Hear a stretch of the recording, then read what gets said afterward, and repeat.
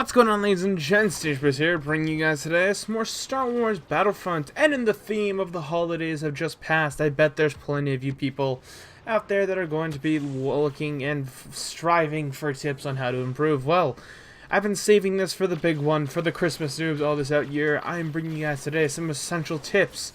Pretty much some of the bare bones basic, and just some things you may or may not have known, some things you may want to save for, and other things that will come to assist in your aid in Walker Assault. Now, Walker Assault is practically the only fucking game mode at this point in Star Wars Battlefront for the average player, because who doesn't want to watch a Walker fall? I mean, unless you're a diehard air combat fan like me and has a coke addiction to, like, you know, aircraft. Fighter Squadron, so good. But yeah, moving on. So, what will you need when you run into combat on the attacking side or defensive side of Walker Assault? Now, first let's talk about the most important part. Well, I guess your star cards in a nutshell.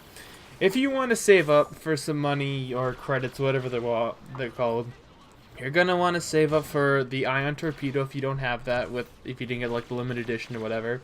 The Pulse Cannon, a Jetpack, and really, that's pretty much about it. Those three cards are exactly what you're gonna need to excel, you know, exponentially at this.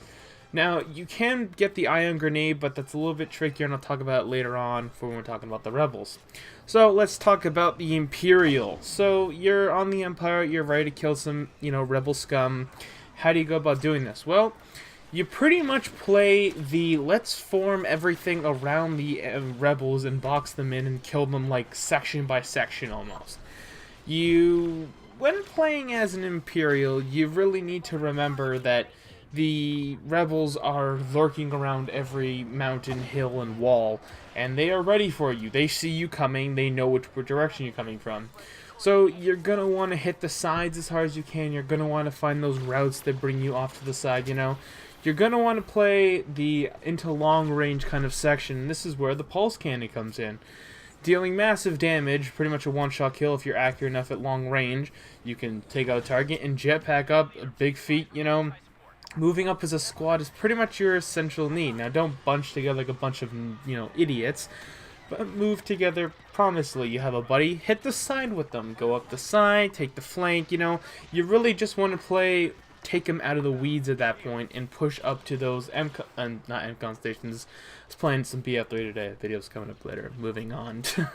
So, you want to push up and take out those uplink stations because you don't want any Y-Wings to hurt your walker. So, you work your ways around that, you take them out gradually, and then once you've secured your Y-Wing, you know, uplink station, you work on keeping the Rebels back in your area.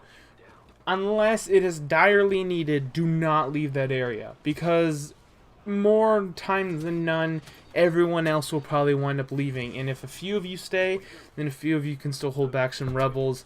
Hopefully your team will stay there to back you up, but you really just need to hold them off that Y-Wing uplink so it takes longer for them to get more Y-Wings. You get the big picture here. And thus you can, you know, relieve some damage. Now, once the Y-Wings are called in and they do their attack run, well, what's the best way of salvaging the best of your AT-AT? This is when you grab your jump pack and jump into their fucking spawn and shoot them all. It is literally as simple as it gets. You get in their spawn, you get in their faces, because all they're going to do is focus on that ATSD, and, you know, oh, hey, no one will hurt me here, and then you as Jimmy Lee hops over the, you know, mountain, and you crack him one in the skull, and boom, you got yourself a couple kills. You know, you get behind them, you flank them, you hit them from behind, oh, they got to react to you from behind, no, we're still shooting the ATD, okay, there you go, you killed like 7 or so guys. It's a really simple process, and honestly, it's not that hard to execute. Now, moving on to the Rebel side. How are you going to inflict the most damage to an AT-AT? Well, as the footage you're about to see here in a second, that should pop up, it's probably maybe rolling because it's a bit chunky, is you'll see I'm just shooting at an AT-AT. But they implemented a weak position. There's weak positions along, I think, just the ground vehicles. I'm not particularly sure if it's on the air vehicles, because, well, I'll talk about that later, because I really haven't figured that out, because they relatively die quite quickly when you have a solid lock. But moving on, with the ground vehicles, the ATST is the ATST, which is just the regular chicken walker. If you hit it in the back or in, like, the lower areas of the rear, it does more damage. And with the AT-ATs, if you hit it underneath in the underbelly, it will do more damage. So you're saying, Moose, I'm using my ion torpedo, but it goes to a set location. Ah, young Padawan, but you've forgotten to look at your pulse cannon. A fully charged pulse cannon, not even to the point of overheat, but just to fully heat, just to full charge, will do the same damage if you hit in the underbelly. Actually, I'm pretty sure it does like 4 to 5 damage, which is almost the same amount as an ion torpedo. So if you juggle them properly, you can have a very continual damage output on said AT-ATs, especially if you hit them in the underbelly. Now, earlier how I said if you have an ion grenade, well, if you manage to run up underneath the AT-AT somehow, which I did in one of these footages is over here, there's just some in here, I actually looked up with my ion torpedo and shoot directly in the stomach and just like 10, or did a good chunk of damage.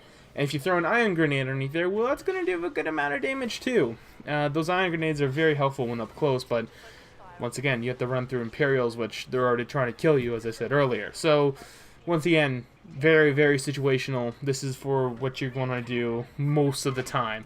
Unless you're really ballsy, then by all means, go for it. But that's pretty much your main primary way of taking out your AT-ATs if you're a foot soldier. Now let's talk about the other key aspect here for both sides, essentially, vehicles. Vehicles are... oh my god, they are almost broken if you are a decent pilot for an AT-ST, a TIE Fighter, TIE Interceptor, A-Wing, especially the A-Wing, because their hitboxes are broken as all fuck, if you haven't noticed it at this point. And the X-Wings, you'll notice here throughout the footage, I just wind up strafing the shit out of everyone. Like, you just slow down enough and the splash damage will kill them off, and you get to laugh all the way home, because, you know what?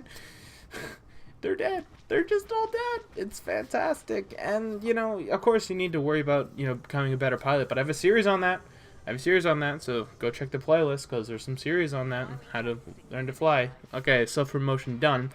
Moving on. So you take out the fleet that are either pushing or defending. You clear out choke points. If you're the Imperials and your TIE Fighter, you know, you can clear out choke points that they might be holding well. Or as an A-Wing, you can just stop a massive push. You can cut down a few lines. You can stop them from running. Go, holy shit, what was that? You know, just make them, you know, stop and heal, or unless they're gonna run in there with 2 health, depends on how much your strafe did. But hey, at least you did some damage. Now it's really not hard to get kills with them, because like, again, the splash damage is amazing, and if you have some good wingmen up there, they'll be probably watching your back. So make sure you guys coordinate well, even if without communication.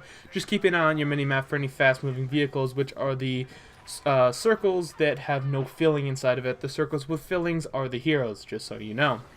So, or you could be in an AT-ST and you can literally just practically hold a flank and support a squad of people as you move up with your artillery of grenades, homing rockets, which do lock on aircraft, if you guys didn't know that, and your amazing blasters with splash damage that can shoot anyone out the wazoo. It's absolutely fantastic when it comes down to baselines along those.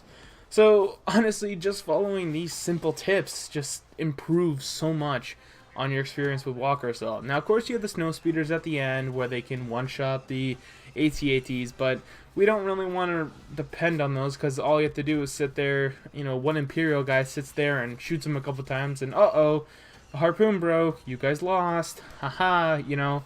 If you want to bank on that and have like a Jesus pilot, by all means, bank on it. But these tips here are, like I said, really simple, really easy. If you want to become a better pilot, once again, here comes the self-promotion. Go deep into my channel, search through the playlists, because I guarantee you'll find like an archive of other things that most, maybe for you looking all for tips and things like that you guys maybe didn't know, and you can find them throughout my channel, because, well, I like making things that help you Christmas news put a little smile on your face. It's like my gift to you. I'm such a dick. I'm so sorry.